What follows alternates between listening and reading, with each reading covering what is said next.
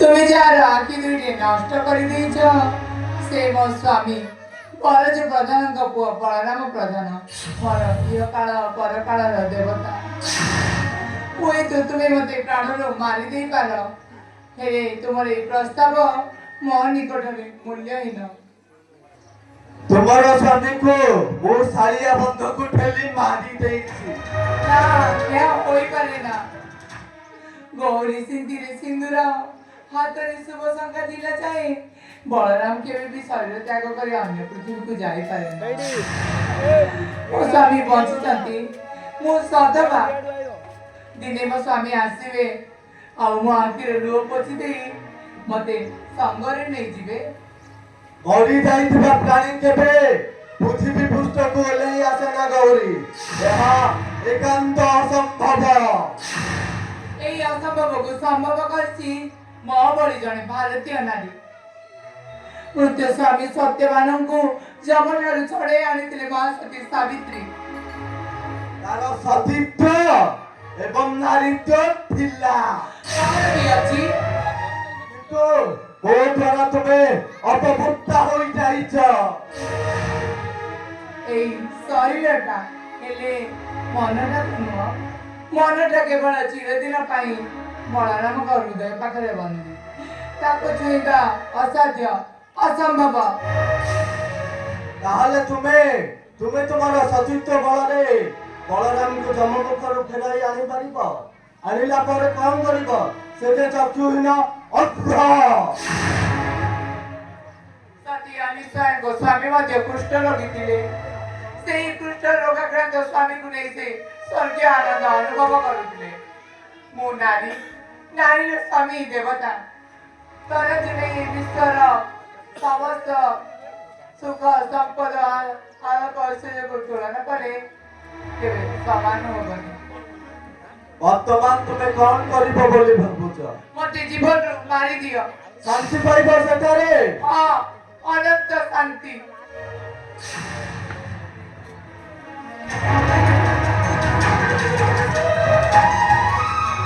ଶୁଣନ୍ତୁ ସାର୍, ତୁମକୁ କିଏ ନିର୍ଦ୍ଦେଶ ଦେଲା ଏଠିକି ଆସିବା ପାଇଁ? ଗୋଟିଏ ସୁସମ୍ବାଦ ସାର୍, ଜଣେ ମଣିଷଙ୍କର ଆସିଛି। ତାର ଝୋଲାରେ ବହୁତ ଜଡ଼ିବୁଟି ଅଛି। ହୁଏତ ଗୌରୀର ମନକୁ ସିଏ ପରିବର୍ତ୍ତନ କରିପାରେ। ତୁମେ ସତ କହୁଛ ଚଣ୍ଡୀନାଥ? ସତ କହୁଛି ସାର୍। ଯାଅ, ସେ ଶବରଟାକୁ ମୋ ନିକଟକୁ ନେଇ ଆସ। ଠିକ ଅଛି, ଆସ।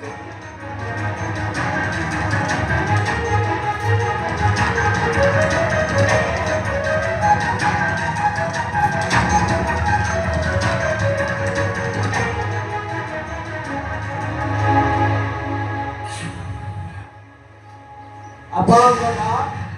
ସରଜକାନ୍ତ, ଜାତିରେ ଶବର, ଛୋଟା ରାଜାଙ୍କର ବେଟା, ଗୁଣି ଗାରେଡିରେ ଧୁରନ୍ଧର, ଗଛ ଓଲଟାଇ ପାରେ, ଦୁଃସାଧ୍ୟ ଗାଈ ବାଛୁରୀକୁ ସାଧ୍ୟ କରିପାରେ, ଦୁଷ୍ଟ ରମଣୀକୁ ବଶୀଭୂତ କରିପାରେ।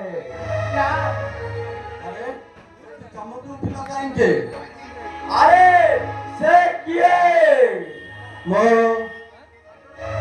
ଆରେ ମୋ ଆଗରେ ମିଛ କହିଲେ ମନ୍ତୁରୁ କାଟୁ କରିବନି। ସେ କିଏ?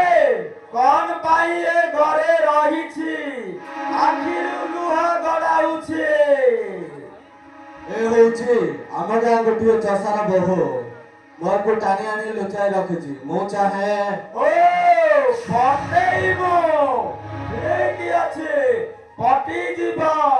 ୟାର ନାଁ ଗୌରୀ, ତୁମର ନାଁ କାଳନ୍ଦୀ। ପଟି ଯିବ, ଏଇ ସାଙ୍ଗେ ସାଙ୍ଗେ ପଟି ଯିବ ନା?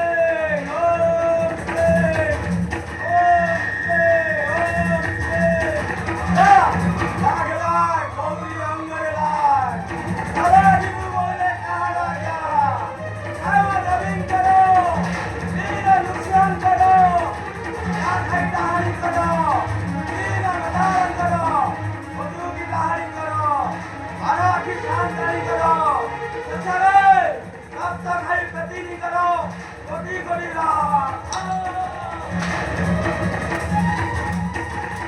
ଆରେ କଣ ଅସୁବିଧା ହେଉଛି? ହଁ ଅସୁବିଧା ହଉଛି। ତୁମେ ଗୌରୀ ଠାରୁ 50 ଫୁଟ ଦୂରକୁ ଚାଲି ଯାଆନ୍ତୁ। ମୁଁ ତାର ବୀର ପେଷଣ କରିବି। ଠିକ ଅଛି, ଆମେ ଆସୁଛୁ।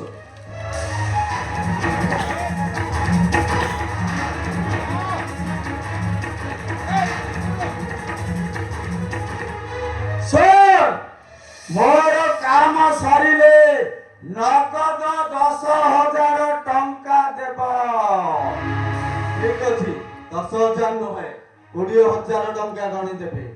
ଆସୁଛି।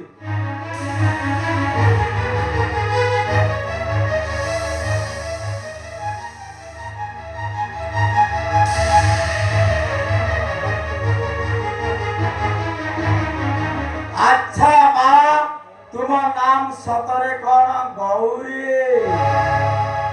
ହଁ ସବର, ମୋ ନା ଗୌରୀ। ତୁମ ବାବାଙ୍କ ନାମ? କହି କିଛି ଲାଭ ନାହିଁ। ତୁମେ ଆସିଛ, ତୁମେ ଗୁଣିଗାରେଡ଼ି କରି ମୋ ଇଜ୍ଜତକୁ ଏଇ ପାପାତ୍ମା କାଳିନ୍ଦୀ କବଳରେ ଦେଇଦେବାକୁ। ସେଥିପାଇଁ ତୁମେ ପାଇବ 10,000 ଟଙ୍କା। ତାହେଲେ ନୀରବ ରହିଲ କାହିଁକି? ଦିଅ, ତୁମ କାମ ଆରମ୍ଭ କରିଦିଅ, ମୁଁ ନୀରବ ରହିବି। ମୋତେ ଥରେ ଚାହିଁ ଦେଖ ଗୌରୀ। ମୁଁ ତୁମର ଜଣେ ହିତୈଷୀ ଭାଇ। କୁହ ଗୌରୀ, ତୁମ ବାବାଙ୍କ ନାମ? ସୂର୍ଯ୍ୟକାନ୍ତ ରାୟ। ସୂର୍ଯ୍ୟକାନ୍ତ ରାୟ। ହଁ, ତପନଗଡ଼ର ଶାସକ ସୂର୍ଯ୍ୟକାନ୍ତ ରାୟ। ଗୌରୀ, ତୁ ମୋତେ ଚିହ୍ନି ପାରୁନୁ ଗୌରୀ। ମୁଁ ତୁମର ସେନାପତି, ତୋର ସରୋଜ ଭାଇ। ସରୋଜ ଭାଇ? ହଁ ଗୌରୀ, ତୋତେ ଖୋଜି ବାହାର କରିବା ପାଇଁ କେବଳ ଏ ନକଲି ଶବର ବେଶ ବ୍ୟବହାର କରିଛି। ସରୋଜ ଭାଇ? ଗୌରୀ, ସରୋଜ ଭାଇ? ଗୌରୀ, ଗୌରୀ।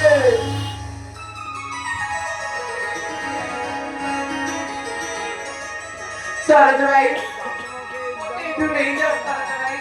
କୁହ, ମୋ ବାବା ଆଉ ରଞ୍ଜନ ଭାଇ ଭଲ ଅଛନ୍ତି ତ? ହଁ, ସେ ଭଲରେ ଅଛନ୍ତି, କିନ୍ତୁ ତୋତେ ଖୋଜି ବାହାର କରିବା ପାଇଁ ରଞ୍ଜନ ଗୃହ ତ୍ୟାଗ କରିଛି। କୁହ ଗୌରୀ, ତୋ ମୁଣ୍ଡରେ ସିନ୍ଦୁର, ହାତରେ ଶୁଭ ଶଙ୍ଖା, ତୁ କଣ ସତରେ ବିବାହ କରି ସାରିଛୁ? ହଁ ସରୋଜ ଭାଇ, ମୁଁ ବଳରାମ ନାମକ ଜଣେ କୃଷକଙ୍କୁ ବିବାହ କରିସାରିଛି। କିନ୍ତୁ ସେମାନେ ତାର ଆଖି ଦୁଇଟିକୁ ନଷ୍ଟ କରି ମୋତେ ଟାଣି ନେଇ ଆଣି ରଖିଛନ୍ତି। ଆଉ କହୁଛନ୍ତି ତାଙ୍କୁ ସାରିଆ ମଧ୍ୟରେ ଠେଲି ଦେଇ ମାରି ଦେଇଛନ୍ତି ବୋଲି। ବଳରାମ ପ୍ରଧାନ ସା ମୋ ନିକଟରେ ସେ ଅଛନ୍ତି। ତମେ ସତ କହୁଛ? ମୋ ସ୍ୱାମୀ ବଞ୍ଚିଛନ୍ତି? ହଁ, ମୋର ଗୁରୁ ଛୋଟା ରାଜା ତାଙ୍କୁ ଭଲ କରି ଦେଇଛନ୍ତି। ଆଜି ହିଁ ତା ଆଖିରୁ ବ୍ୟାଣ୍ଡେଜ ଖୋଲାଯିବ। ଦୁନିଆର ଆଲୋକକୁ ସେ ଆଜି ହିଁ ଉପଲବ୍ଧି କରିପାରିବେ। ତୁ ଆଉ ଭୟ କର ନା ଗୌରୀ, ଆମେ ସମସ୍ତେ ଆସି ଏଇଠି ପହଞ୍ଚିଯିବୁ। କିନ୍ତୁ ତୁମେ ଆସିଲା ପର୍ଯ୍ୟନ୍ତ ସେମାନେ ମୋର ସଚେତନତା ରଖିବେ ତ? ତୁ ସେଇଟା ମୋ ଉପରେ, ତୁ ନିରବରେ ଛିଡ଼ା ହୋଇ ରହ।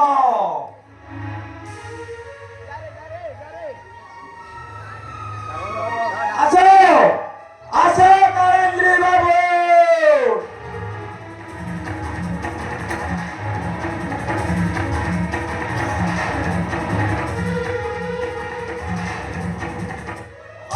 କାମ ହାସଲ ହୋଇଯାଇଛି। ସବୁ ଫଇସଲା ହେଇଯାଇଛି।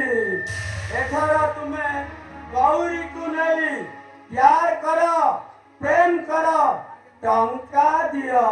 କିନ୍ତୁ ବିନା ପରୀକ୍ଷାରେ 20,000 ଟଙ୍କା? ଓ ପରୀକ୍ଷା ଚାହ, ଏଇ ଦେଖ।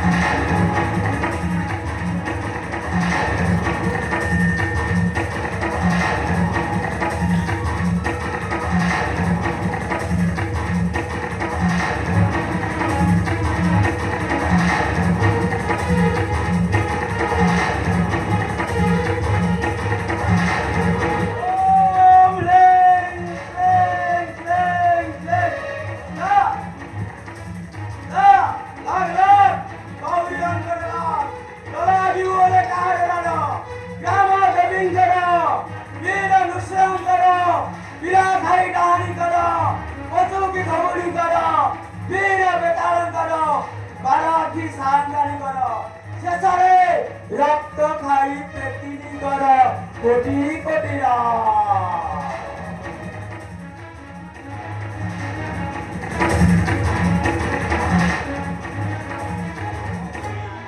କୁହ ଗୌରୀ, ଏଥର ବାବୁଙ୍କ କଥାରେ ରାଜି ତ?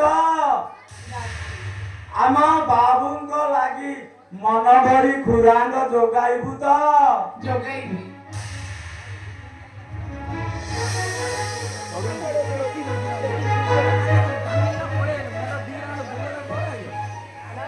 ଦିଅ ଟଙ୍କା ଦିଅ। ଚଣ୍ଡୀନାଥ, ଶବର ମହାରାଜାଙ୍କୁ 20,000 ଟଙ୍କା ଗଣି ଦିଅ।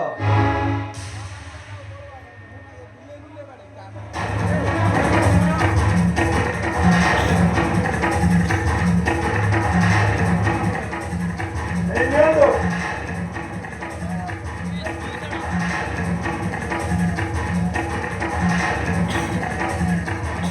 ହଁ, ଆପଣ ଯାଆନ୍ତୁ, ଆମେ ଆମ କାମ ହାସଲ କରି ନେବୁ। ଚୁପ! ଆରେନ୍ଦ୍ରୀ ବାବୁ, ୟାକୁ ଛୁଇଁବୁନି। ଆ ଦେହରେ ଚଣ୍ଡୀ ଅଛି, ତୋତେ ଖାଇଯିବ। ବୁଝିଲୁ? 4 ଦିନ ପରେ ତୋ କୋଳରେ ଆପେ ଆପେ ଶୋଇଯିବ। ଗୌରୀକୁ ନେଇଯା। ସେଇଠି ରହିବ। 4 ଦିନ ପରେ ପୁଣି ଦେଖା ହବ। ବାଏ ଟାଟା।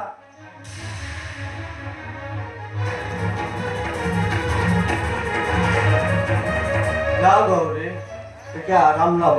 ଠିକ 4 ଦିନ ପରେ ତୁମ ଆମର ହବ। ଆତ୍ମା ସହ ଆତ୍ମାର ପବିତ୍ର ମିଳନ।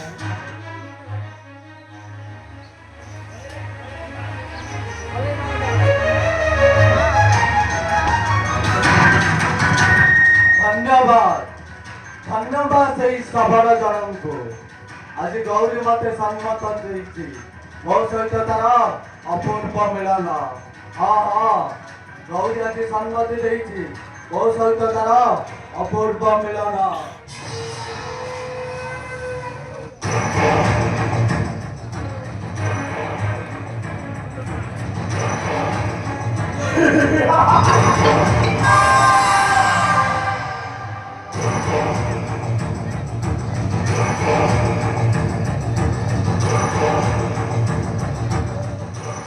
ଗୌରୀ ସହିତ ତୋର ଅପୂର୍ବ ମିଳନ ହେବା ପୂର୍ବରୁ ମୁଁ ତତେ ଏ ଦୁନିଆ ମଧ୍ୟରୁ ଦୂରେଇ ଦେଇଯିବି। କାରଣ ଦିଶା ମତରାଏ। ତାପରେ ତୋ ସମ୍ପତ୍ତିର ଉତ୍ତରାଧିକାରୀ ଭାବେ ନିଜକୁ ପ୍ରତିଷ୍ଠା କରାଇ ଆସିବେ।